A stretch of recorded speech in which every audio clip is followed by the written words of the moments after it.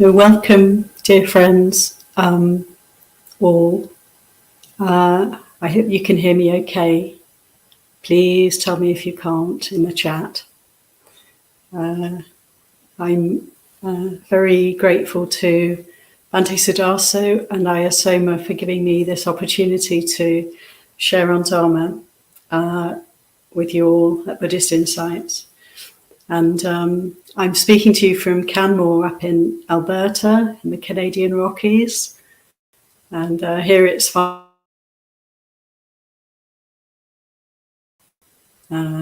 It's just such a joy to connect. I think it would be good if we start the evening program with meditation. We could sit together, let's say for about half an hour, and I'll give a little bit of guidance just to get us started. So please make yourselves comfortable. And upright posture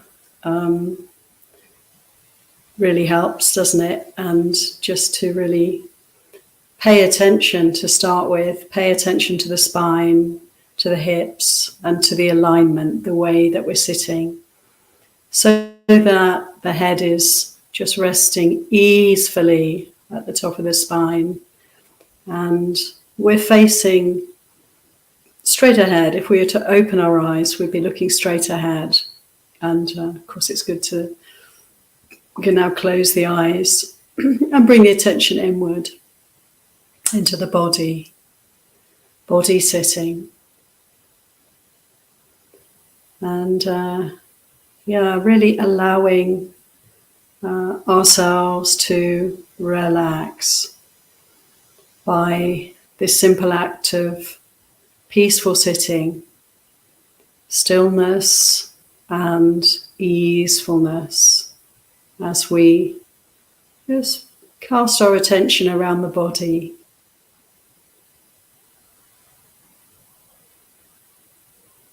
Seeing if there's any areas where there's holding, tension, discomfort, and with a really kind attention, just focusing on those areas with a kind of softness, a soft gaze. And the relaxation, of course, happens on its own. We just need to allow, receive, witness what's going on within the body. This is a great act of kindness. And we can enjoy, it's important to feel the real sense of easeful enjoyment as we enter into this meditation time.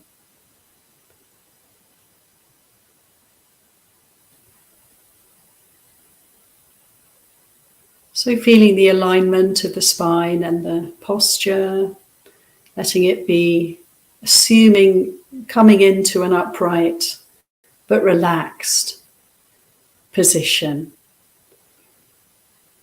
Feeling the shoulders, feeling the belly,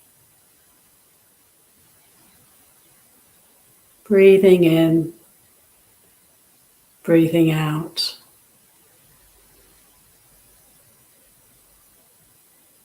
Good to pay attention to the breath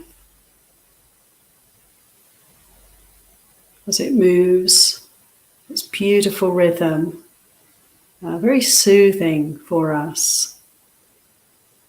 And see where your attention goes as you watch the breath, as you pay attention to the breathing process. Where is it most evident? As we inhale, the kind of expansion, perhaps in the chest, perhaps in the belly, or it could be the flow of air in the nostrils, back of the throat, just wherever we find our attention starting to come to a restful place.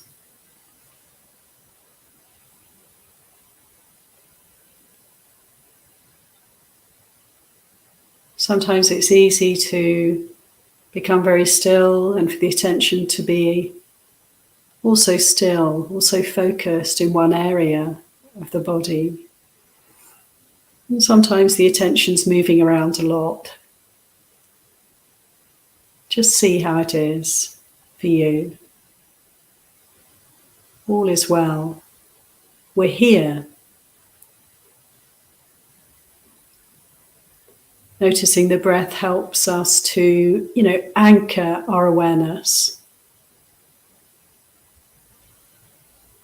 Body awareness also, it's an anchor, isn't it, for the mind? So coming home to the body, to the breath, we can really be present. We can really be alert. We're here.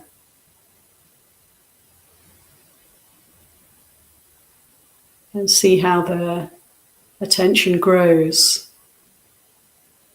The more we pay attention, the more our attention grows.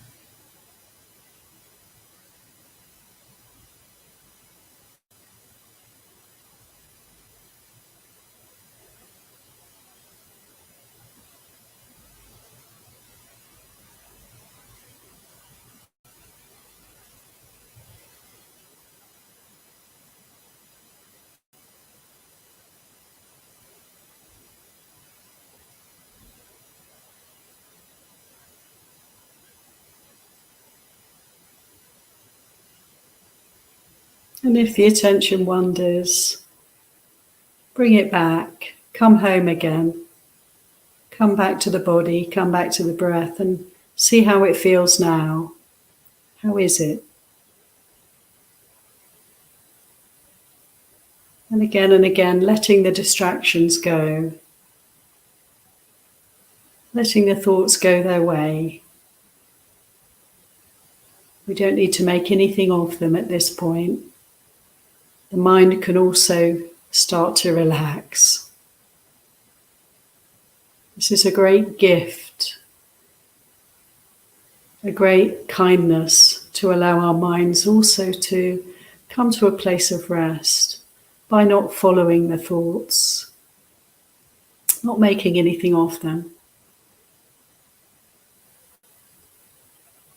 Staying present, body, breathing.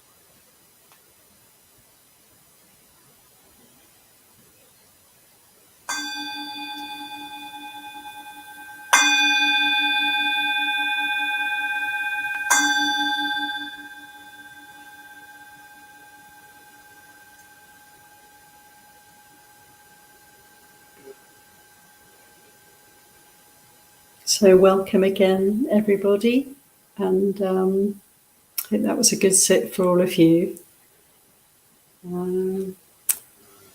Now I'd like to pay homage to the Buddha, Dhamma Sangha, and then say a few words on Dhamma.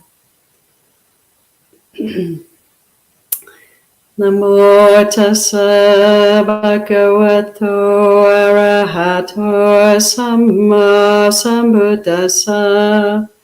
Namo tassa bhagavato arahato samma sambuddhassa.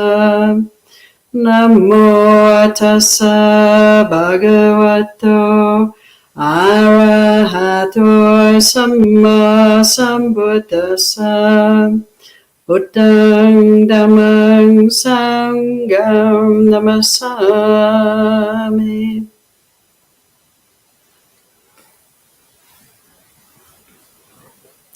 So I think I'd like to speak about harmlessness today, ahimsa or avihimsa. And I was looking with the group up here in Canmore at Kakachupama Sutta, the simile of the saw sutta, and the Buddha's teachings about how we should respond to criticism, abuse, even, violent attacks. And the advice is the same in every case. Have a mind that is unaffected. Utter no harsh words, blurt out no negative words, and have a heart of loving kindness. And quite a tall order sometimes, perhaps, but this is the best we can do when difficult situations come our way, isn't it? Really is the best way to kind of get through the situation in a skillful way without creating more harm. And so I've been considering this quality of harmlessness.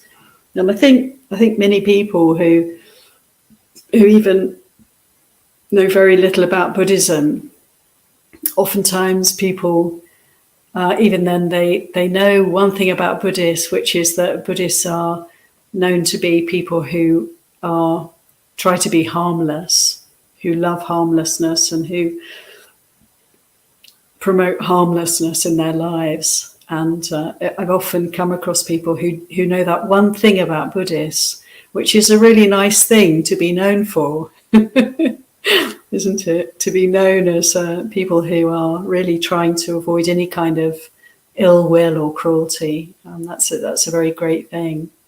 And it is, of course, it is a really important part of practice. And so I'd like to consider how it manifests on the path for us. And I want to start reading a sutta. It's just a short sutta from Anguttara, the Fours, Book of the Fours, number 72. And it goes like this. In one who has four things, their practice is guaranteed. What four? Thoughts of renunciation, of goodwill, of harmlessness, and right view. In one who has these four things, their practice is guaranteed, and they have laid the groundwork for the ending of all the defilements. So I find that very beautiful. It's really saying right view, right intention. These two path factors are the core. The most important thing is to really understand and develop these path factors. So within right view, for me, there is the quality of harmlessness because, we're appreciating First Noble Truth, there's suffering. There is suffering. This world is in many ways unsatisfactory, and even when conditions are good, and there's often big challenges just around the corner. Even if we're healthy now and young and fit, and we feel immortal when we're young and fit. I certainly did. But then we have the big challenges then ahead of us, if we're not already in them, the challenges of, old age, sickness, and death. And to have right view is to really consider these things again and again, and to seek that which is beyond birth and death, and to understand the second and third noble truths, the cause of suffering and the way to let go of suffering.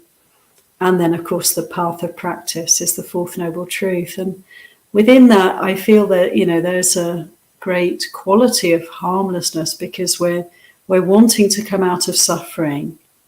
We're wanting to lessen the, amount of suffering that's in the world.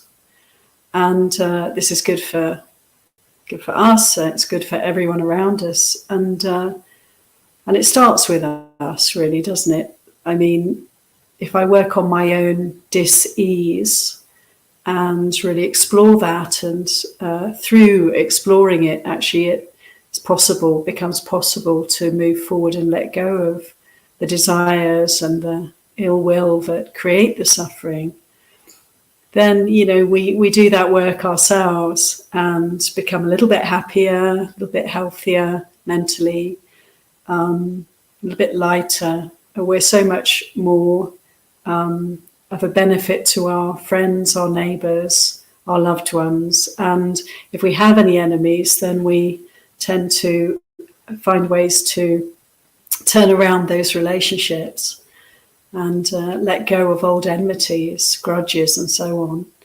So, yes, in right view, there's a big step towards harmlessness right there.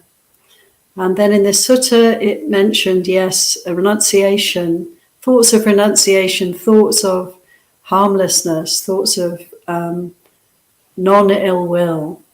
And this encapsulates right intention. And so this is like the second path factor, and the real setting up of our direction, pointing the compass in the right direction and following that direction. Right intention is so crucial, isn't it? It's what enables all the other path factors to follow on. So there is ahimsa right there. It's one of the three aspects of right intention. It's really two of the aspects in a way, because non-ill will and non-cruelty are these two aspects of right intention. And I find that really powerful and significant, because looking at the other side of those qualities, it's a call, it's a strong encouragement to practice with a heart of loving kindness. This is our right intention, to be loving. And the kind of opposite of non-cruelty is compassion. So to practice these beautiful divine qualities, the Brahmaviharas of loving kindness and compassion, is right intention, along with renunciation, along with letting go. So this is the beginning of the path, these two factors, right view and right intention. And of course, they're not just the beginning of the path, but all the path factors continuously aid and abet each other, support each other. And these ones are so important, the wisdom aspects, the panya, the wisdom aspects of the path. And then with right intention, so focusing on this quality of harmlessness, we can then, direct our attention to the ways in which we operate in the world, the sila aspects of the path, the virtue in body, in speech, and also in livelihood. And so the Buddha gave lots of, great advice, really supporting and guiding us in how to speak samawacha, the third path factor, how to speak harmlessly. And he said, avoid harsh speech, avoid lying, which is so horribly confusing for others and also for ourselves. To avoid any kind of divisive speech, backbiting, doing down others, whether they're present or even in a way worse if they're not present to defend themselves. Avoid any kinds of divisive speech, and to avoid kind of idle speech, time-wasting speech, frivolous speech, which is not terrifically harmful maybe, but is not very conducive to the practice. And so there's so much encouragement to develop our ways of communicating so that we can really refine them, and work towards harmlessness in our speech. And I find this, myself, it's like a work in progress, and there's always more to be done. There's always mistakes are made, and then I have the remorseful feelings and have to review what was said, and how sometimes one can blurt things out and then regret having not taken time to consider, is this harmful or not? Is this beneficial or not? The Buddha pretty consistently, when he spoke about speech, he advised us to only say that which is beneficial. If it's not beneficial, keep quiet. Keep quiet, and maybe work with any kind of negative emotions that are behind a possible blurting out of some hurtful speech, some harmful speech. So the guidelines are there, and they're so helpful for us. And I think it's really important with speech not to berate ourselves when we make mistakes, because it's so fast, isn't it? It really is good to slow down. The Buddha advised, for social harmony, speak slowly. And I love that advice, because if we slow it down, then people are more able to hear us, and we have more time to consider what we're going to say. So that's a really good method, to help to refine our speech. But all the guidelines are there, and yet we can fall down again and again, and just not to make that into a big problem, but rather it's a learning opportunity, isn't it? And we can improve. So when a mistake has been made, great, it's an opportunity to maybe make amends if we can, one thing, and also to avoid falling into the same trap next time around. So this is a rich field for practice, and the practice of harmlessness is a very key to samma vaca, to right speech. And then moving on to the next path factor, each one strengthens, the next. There really is a kind of progression with these path factors. So from right speech to right action, samma kammanta, and first we can have thoughts of harm, negative thoughts of ill will, thoughts of cruelty. With right intention, we can hopefully notice that and nip them in the bud, But if we don't succeed, then sometimes we can say something. And if things get even more pressured, if there's even more momentum to any kind of negativity, then we can even act in a harmful way. And so we can be guided again by the precepts the Buddha gave us around right action, can't we? And just have those precepts as a kind of protective, like a fence around the possibilities for our behavior. And how wonderful is that? So obviously avoiding killing, stealing, sexual misconduct, lying comes again here. and carelessness through, intoxicants of any kind. We take alcohol, we take drugs, we're really in danger of inadvertently harming others. I think of the drunk driver, how awful that one can even kill people just through carelessness in this way. So keeping the 5 precepts, we're pretty harmless if we keep the 5 precepts. And then we can refine them, and then we can, work on the more subtle aspects. So not to kill is, for most of us, it's possible. It's possible to avoid killing any living being, certainly to avoid killing human beings. There's all sorts of reasons we don't want to do that. But the moral imperative is to try and also not harm any beings where, there wouldn't be any punishment. It's not a criminal offence to step on ants or swat mosquitoes. People do it all the time. But, we know that all beings want to live, and no being wants its life to be suddenly destroyed by the act of another.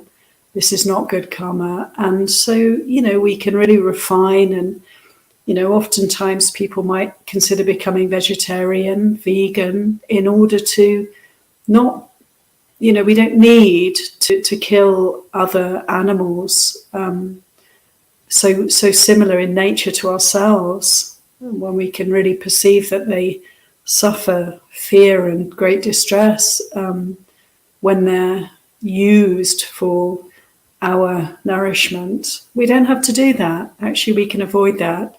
It's possible to live, to survive very well without doing that. And so we can refine more and more this first precept, not killing, and it becomes something like a really almost like moment-to-moment consideration of how we can tread very carefully through our lives, how we can look around and see how we can help and nourish and support other beings. And in the same way, avoiding stealing, we can really, become less and less of a harmful force in this world by respecting, the property of others, the space of others, the resources of others. And there's always more to be done in this regard also. To live frugally, for instance, is a way of keeping this precept and really refining it, because there's only so much for us all to share. And the more frugally we can live, the less we're taking from the kind of the kind of pot that, that everyone needs to get their nourishment from. And lying, not using harsh speech, I've already spoken about. And the other precepts, avoiding sexual misconduct, how very hurtful and harmful it can be. As we know, if one betrays another or breaks the trust in a relationship, that commitment that we rely on in a relationship, if that's broken, it's exceedingly painful for the other. And so that's something to most definitely, to be avoided if we want to live harmlessly. And I've spoken about taking intoxicants, drugs. People do that for, kind of entertainment or for leisure, for relaxation. Very, very, very dangerous, because we're no longer, we're no longer really in charge of our own minds and bodies then. And it's almost like anything can happen. So this is something definitely to steer clear of, and to have a clear mind. So to have sobriety with a clear uncluttered mind, undrugged, inebriated mind, we have much more chance of practicing harmlessness and refining our behavior and meditating, developing the other path factors. Very difficult to do that if we have a habit, a drug or alcohol habit. So then right livelihood is the next path factor, and it's hard, it's painful that there are many occupations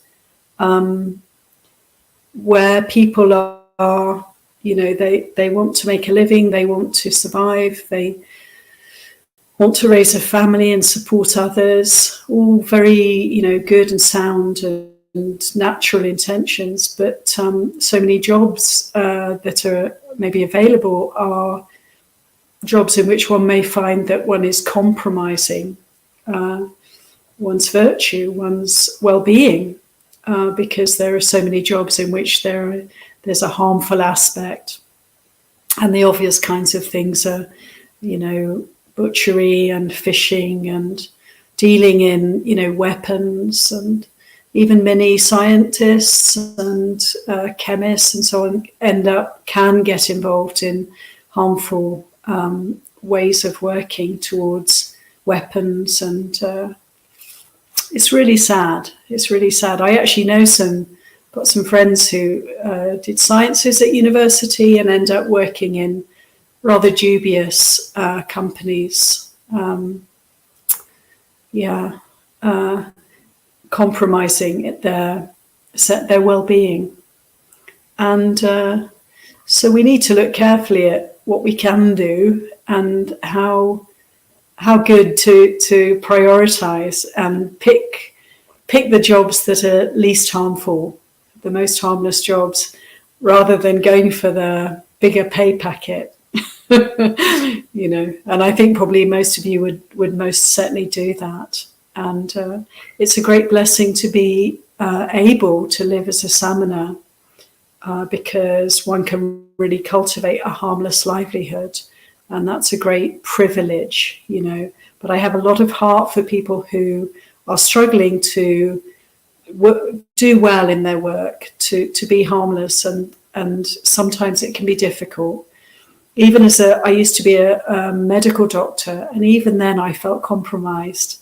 Imagine, it's like a job where you're helping people. You want to relieve suffering, at least superficially. As a doctor, that's possible. And yet, there are animal experiments going on to test drugs and all sorts of aspects that are not totally wholesome. So it's even the best of jobs. We may feel that there are ways in which we're compromised. We have to make compromises, and always to try and pick the most harmless course of action. And sometimes, people will, when they've started to practice, they might even change their occupation because of these kind of considerations. So then moving on, the next path factor, right effort, samavayama, and this is all about harmlessness. And I love to think of this in terms of the four right efforts, which the Buddha most often gave as the explanation for right effort. To see our unwholesome qualities, to see any ways, habits that we have, in body, speech, or thinking that are harmless, that are unwholesome, and to work to put energy and effort into reducing those qualities. So turning away from those habits, really letting ourselves let go of those ways of behaving, thinking and speaking, and being very careful, not to allow unwholesome qualities that haven't manifested, not to give them any space at all, so that they can't arise. And it's a bit like the Buddha often gave the simile of weeding a garden, we have some saplings, say, some small baby trees growing, and there's weeds. There are weeds all around, and our job with right effort is to do the weeding, root out the unwholesome qualities, and don't allow new unwholesome qualities to arise. So keep a close eye, on the ground, and notice any hint of new arisings of unwholesome qualities. And at the same time, then the other side of right effort is to, in this simile, the sapling is the wholesome qualities, good qualities, to really allow them to grow, water them, nourish them, and make much of them. And any wholesome qualities that have not arisen, that we see that we don't have, and often this is by looking at others and noticing. We may find that we admire others for certain reasons, and often it's something we feel we don't have ourselves. This one's so courageous, this one's so wise, this one's so humble, this one's so kind. If we have this feeling of admiration, of respect for these qualities in another, then we have the opportunity to develop them in ourselves. It's almost like a given that that's what we're going to do. And we can really look around the community, look around the Sangha, the group, the friends, the neighbours, the acquaintances, and we can really be guided often by others when we see them doing good things. I'd like to also cultivate this good quality. I can certainly do that. And so there's this beautiful movement with right effort from any kind of harmfulness towards harmlessness. And all the unwholesome qualities can sort of fade away, gradually whittle away, as we also then develop the good qualities and allow them to come to strength, to become very powerful. And so this is a very important path factor, and it imbues, of course, it nourishes, it strengthens all the other path factors. So there is a place for energy and effort in our practice, always a place for that. And this quality of right effort, of course, then leads us to the possibility of right mindfulness, samasati. And my feeling about right mindfulness is this is harmlessness in action. When we sit to meditate, when we are willing to give priority to our awareness of situations, to being the witness, to being the observer, rather than kind of immersed and enmeshed in the world of samsara, of activity, of birth and death. This is really, this quality of mindfulness is so precious and so powerful. And there's a really beautiful sutta. I've got it here written down. It's Sedika Sutta in Samyutta Nikaya. And it's Samyutta Nikaya 47:19. And it's the Acrobat Sutta. And the story is, in this sutta, there are two acrobats. There's the teacher and the student. And the Buddha's telling this story of the two acrobats. And he says, so the teacher says to the student, he says, okay, when we're on the high wire doing our balancing act, it's very important that you look out for me and I'll look out for you. And the student says, yes, okay. And then thinks about what he said, and she comes back to him and says, actually, I'm not sure about that. It seems to me that it may be safer if I look out for myself and you look out for yourself. And the Buddha said, she's right. This is correct. Mindfulness is our way of really taking care of ourselves, isn't it? You know, it's really coming home to this mind and body, and we're safe as long as we're here. Because if we're able to be really mindful, we can immediately notice when dangers arise, can't we? And we can feel the consequences of when we've kind of, lost mindfulness and maybe stepped into an area of where harm is happening, where we've said or we've done or we've had thoughts of ill will, say, or anger. And, immediately, if we're mindful, if we're aware and awake, we can feel the consequences straight away.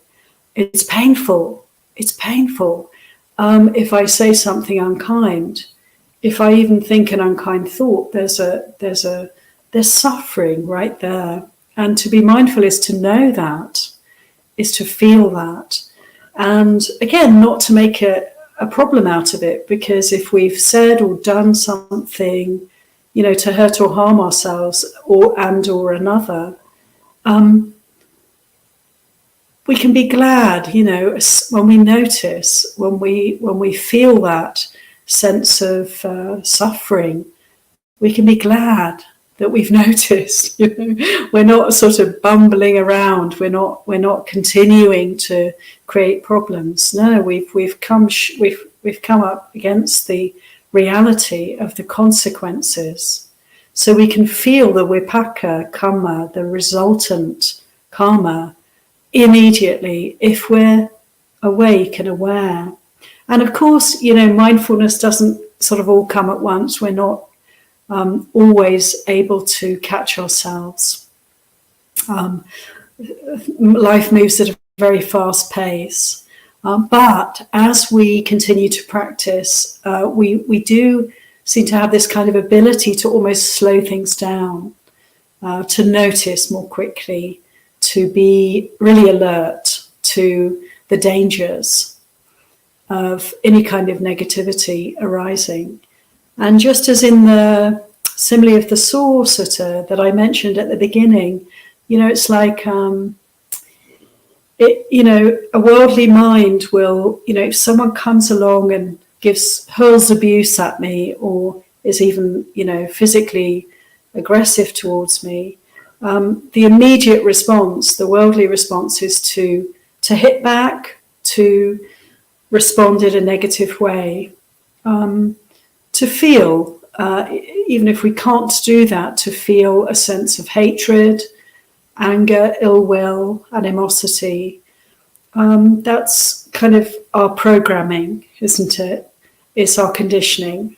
We immediately will, unless we're fully liberated, I suspect, there will be, or unless we're very highly attained, should I say, we'll have that knee-jerk response.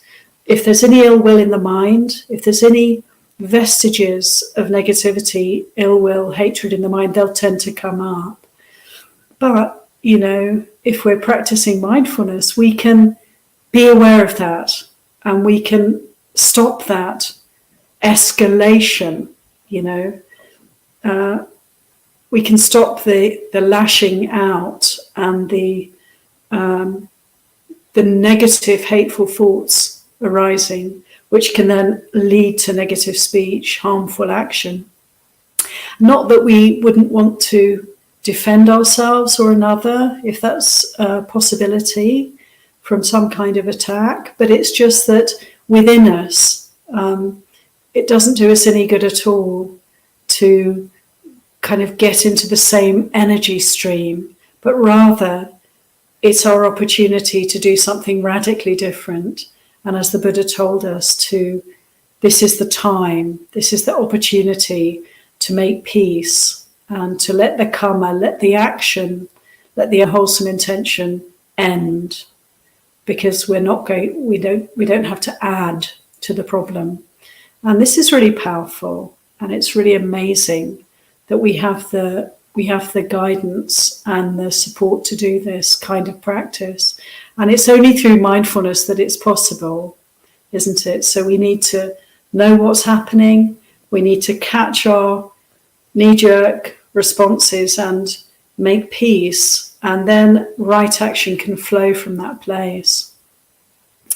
So the simile of the saw is a very dramatic sutta, where the Buddha's really saying, even if someone comes along and they're kind of torturing you to death, even in such a situation, work with your mind. Let's not allow hatred to take root. Make peace with the situation and start to develop a heart of loving kindness, forgiveness. It's a high teaching and a high practice, but we can certainly do the best we can to not retaliate, to not add to suffering, to help others to come to a place of peace. Someone angry approaches, if I'm angry back, the fires just rage on. But if I can listen and just watch my breath, stay calm, at least stay still, physically still, even if the mind is really not very calm, but just not to react, not to retaliate. This is a very great gift to the world, a gift of harmlessness.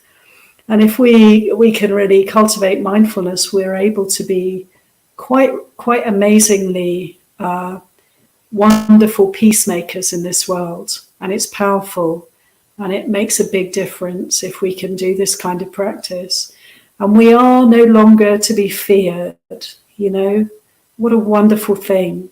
When we're harmless, we're safe. We're like a place of safety for others. They can trust us. They don't have to be afraid of us. And that's so wonderful, isn't it? So the last path factor, right samadhi, right concentration, or right stillness, right kind of serenity, peace, the movement towards peacefulness, one-pointedness, the mind that is at ease, and all the other path factors, of course, as we know, really point to Samma Samadhi and enable Samma Samadhi to manifest. And, to have good samadhi, to be developing a focused and a still mind, is to work with the hindrances, isn't it? The nivaranas, the hindrances to meditation. So now we're in the realm of mental development, moving in the footsteps of the Buddha toward liberation. And to work with the hindrances is to really start to uproot all the negative qualities, all the obstructions on the path. And how powerful the harmlessness that we can begin to kind of radiate in this world. So to work with ill will, to work with all the manifestations of ill will, from mild irritation to, rage, burning anger. The Buddha said, anger is like if we allow anger to manifest, it's like an avalanche. It's like a person getting swamped or pulverized in an avalanche, or getting pulverized by a mountain. It's a huge force of destruction, anger. And we have to be very careful not to give it any space at all in our hearts. And if anger arises, then we can watch it burn. with the power of our mindfulness, with right effort, and cultivating right samadhi, right stillness, we can watch it burn. Just let it burn, and we don't have to add more fuel, do we? So it's powerful and it's liberating to be able to work with anger, to work with ill will from this perspective, and to watch them, as they arise. They might last for a while, and then they pass away, they fade away, and then they come back again, perhaps. But, through this process of being able to stay still, stay steady, as negative qualities, negative emotions, negative mind states arise, we can literally watch them arising and passing, just like waves crashing on the shore. They come and they go, they come and they go.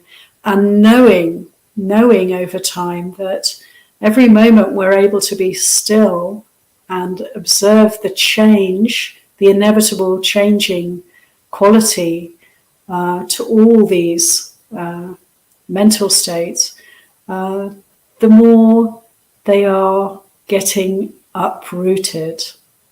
They are diminishing. We are freeing ourselves from these defilements. How wonderful, how wonderful. Even a moment, even one breath, mindful breath, when there's anger in the mind, it moves mountains. It moves mountains. We can really begin to notice the sense of freedom. And the things that annoyed me a few years ago, oh my goodness, well, they're still a bit irritating, but I'm not losing the plot. I'm able to actually just stay calm now and be patient and just let it go. So we have these kind of experiences of progress on the path. And we can use these experiences, we can use the sense of things improving, our short fuse becoming a bit longer. We can really make much of that experience because it gives us more faith and confidence in our practice. And the other hindrance I'll just mention that we find we're working with as we develop right samadhi, right stillness, focus, is desire, all the way from, little bit of a twinge, little bit of distraction around what I'd like to be doing now when I'm meditating, actually trying to meditate, from that to the very strong, yearnings, longings, even compulsions to get this or to get that, to hold on to this or to hold on to that. And there's a very powerful sutta in Majjhima Nikaya, the Mahadukkhakanda Sutta, the sutta on great suffering. And the Buddha's talking about the danger of desire, the danger of greed, of wanting. And he just lists in a kind of ascending order all the catastrophes that we can experience through this hindrance of desire, all the way to, you start to feel that you have to, pick up your sword, pick up your gun, get out there and fight, steal, take what's not yours, and even risk the punishments that may come your way. And above all, breaking the precepts in these kind of ways, the immediate punishment that comes from the dukkha, the suffering that we create for ourselves and others. So the Buddha's really saying, that the source of all the turmoil, trouble, strife, and suffering in the world is, one could say, is this kind of greed, wanting, desiring. And it's a really powerful sutta, and it's, of course, every word is true. Every word is true, that we can see through history and even in the present day how it is that people will even go out and kill others en masse to get what they feel they deserve, they need, they want.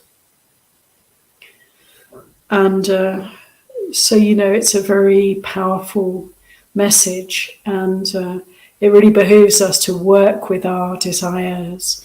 And, as we're practicing and observing the wanting arising and passing, just in the same way as with ill will and aversion, we can start to see, actually, I don't have to get up and get what I want. I can sit and I can just observe that feeling, that very strong impulse and wish actually has a life. And it's a finite existence, just like everything else. It's changing all the time. It comes up, it lasts for a while, it's strong, it's a strong impulse, and then, it's gone. Where did it go? And then it may come again. But to be able to work with desire, to work with this hindrance of wanting, craving, clinging, it's amazing how empowering it is for us, isn't it? Because we realize, actually, I don't have to follow desires. It's okay not to get what you want. And then to realize that you don't actually even want it.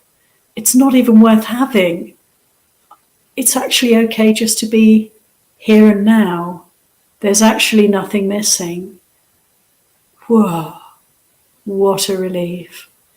And so again, I feel that in Sama Samadhi, there's this beautiful quality of harmlessness, because we're really helping ourselves to reduce the suffering within, to come to a place of stillness is the greatest gift. And we can really appreciate how stressed we've been as we develop samadhi.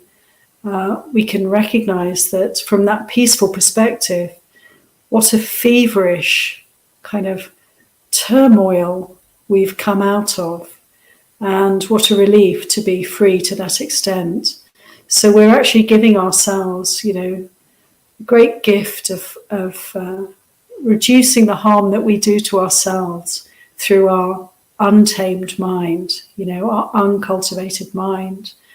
And so in short, I would say, the whole path seems to me, the whole Eightfold Path is a path of harmlessness in so many different ways, all these different aspects working together to create real peace, to enable real harmony, well-being, not just for this one, but, to offer that into the wider field for all beings. So thank you for listening, and I hope that some of what I said made sense. And I'm interested to open up the space now. If anyone would like to ask any question or make any comment or share any reflections. So I'm just looking at the chat now, and I'm not very familiar with this, so forgive me if I'm a bit slow. I'm just going to have a look and see. Thank you so much, everybody, for being here and for all your lovely greetings. Our beautiful message from a Facebook user: may all beings be well and happy, be free from all kinds of sorrow. Thank you. Sadhu. Hello in Poland. Very good wishes to you. Rahulawad. Thank you. Somebody from India. Hello. Okay. Here's a question. Thank you, Hassan.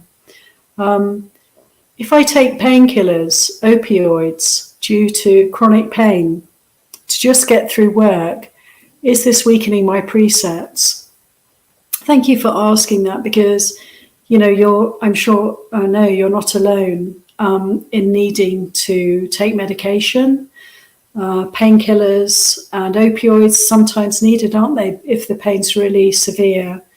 And very sorry you have the experience of chronic pain. That's such a tough thing to handle, to deal with.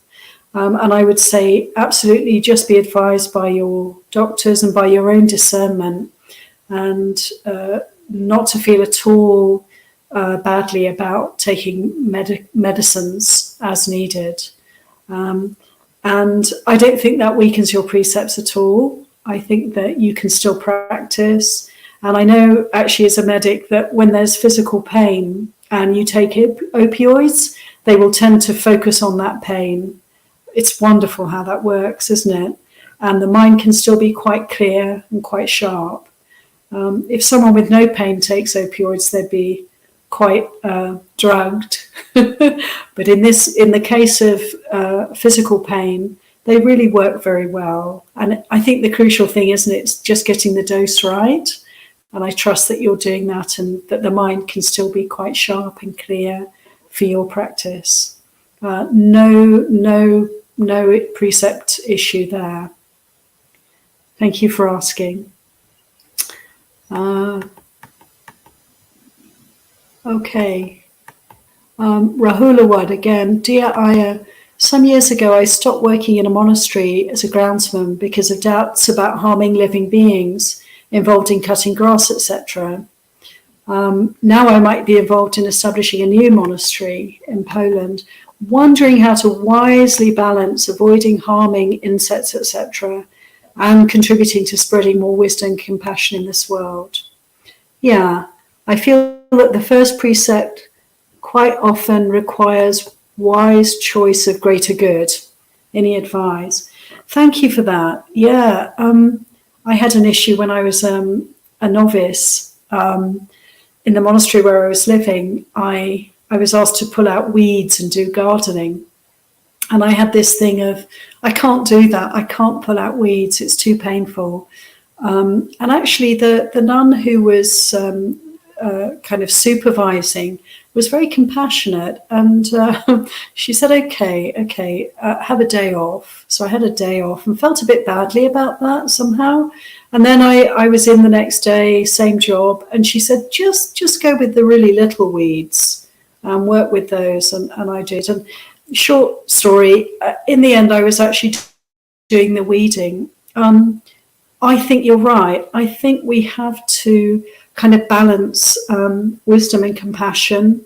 We have to carefully kind of chart our course. And there is, unfortunately, having a human body, isn't it? Having a human life, we are going to be involved one way or another in the killing of living things. And, you know, in order to eat, in order to survive. The Buddha said in one sutta, Anguttara once, he said, we eat or we're eaten. This is samsara. It's kind of tragic that in order to survive, we have to kill. But there it is. And yeah, cutting the grass to keep the monastery grounds in a state of order, maybe to reduce actually harm in some ways. One could argue from things like, I don't know, if you had ticks in long grass that could cause disease in people. You know, monks are not able to pull up any kind of weeds or do any digging of the earth or cutting grass. And it's a great, again, privilege to be able to avoid those things, just not to have to go there. I think is really of great benefit. But if you have a house and a garden, you have land you have to look after, I think we have to weigh up very carefully how it feels, what feels appropriate, and always questioning, do I really need to do this? Can I avoid doing this or not? And not to feel too badly about doing gardening, because it's not evil to do gardening. It's not evil to grow vegetables and eat them, but just to be aware of everything we do and how it feels, and actually to be guided by the Buddha's teachings. And maybe most importantly, just focusing especially on the obviously harmful activities, ways of thinking and speaking, and being very, very careful not to go in those directions. Yeah, thank you for that question. It's a good one. It's a subtle matter.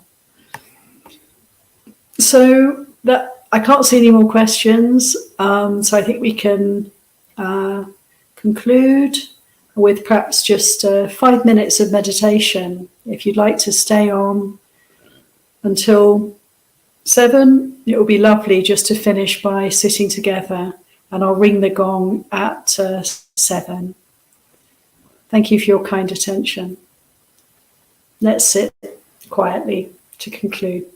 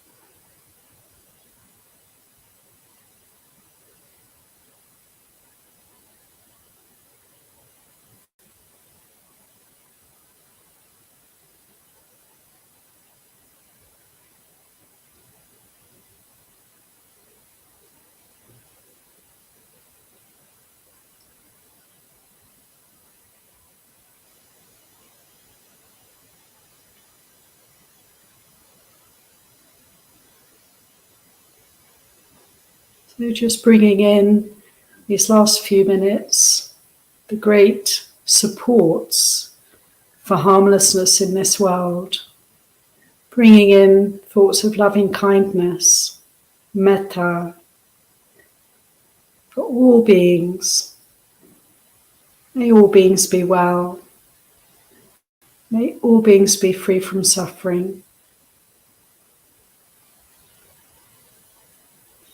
And bringing in thoughts of compassion, karuna, for all those who are suffering in this world. May they be well. May they be at ease. May they be free from suffering. And just allowing these qualities to really take root and grow. The more we pay attention and cultivate metta, karuna, loving kindness and compassion, the greater they become for us and enable us to live truly harmless lives for the benefit of all beings.